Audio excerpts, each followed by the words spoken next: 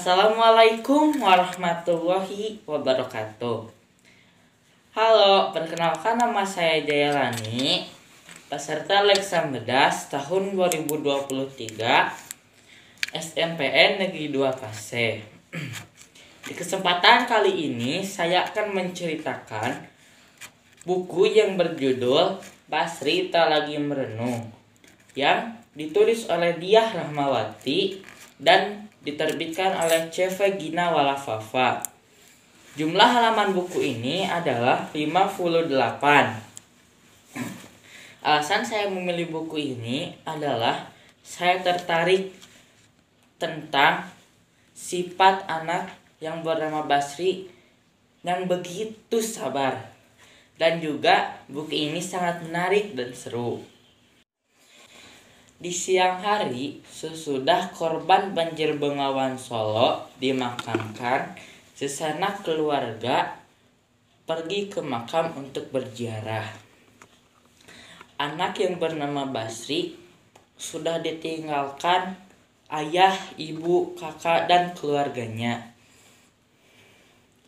Ia ingin berdoa di makam, tapi ia tidak tahu bagaimana caranya. Jadi ia meluapkan rasa sedihnya dengan bermain seruling. Para sanak keluarga yang belum jauh dari makam mendengar suara seruling yang dimainkan oleh Basri.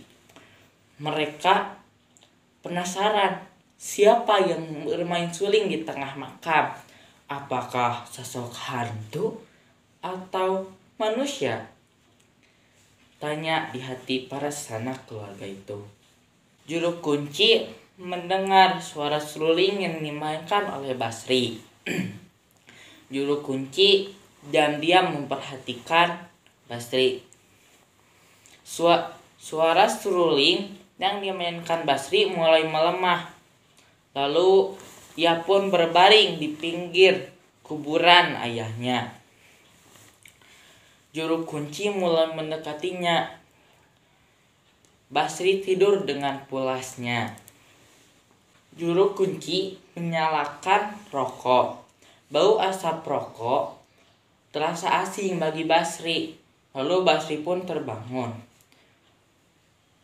Pak Kasan mengajak Basri untuk tinggal bersamanya.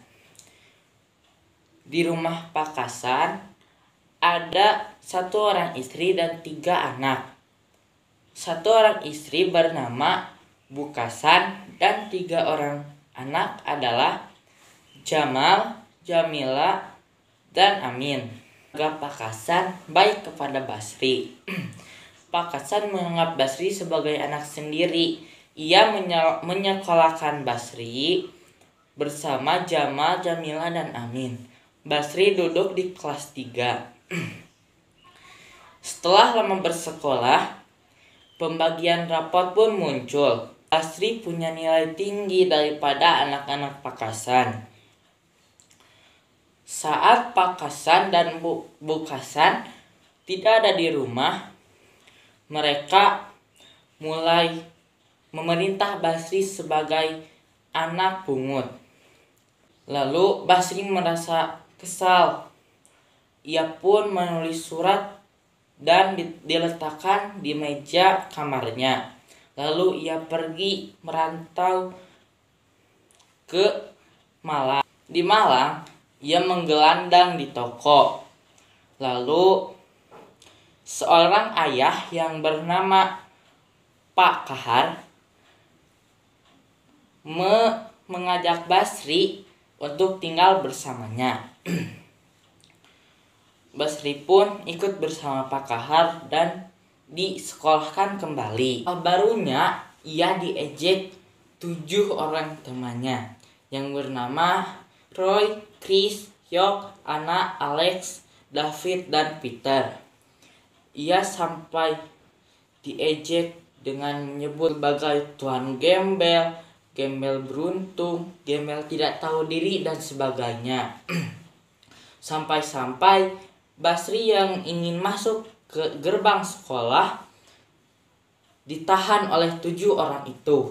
Hikmah yang kita dapatkan di dalam cerita ini adalah sabarlah menghadapi semua masalah, karena masalah itu pasti ada jalannya. Sekian dari saya, mohon maaf bila ada kesalahan. Wassalamualaikum warahmatullahi wabarakatuh.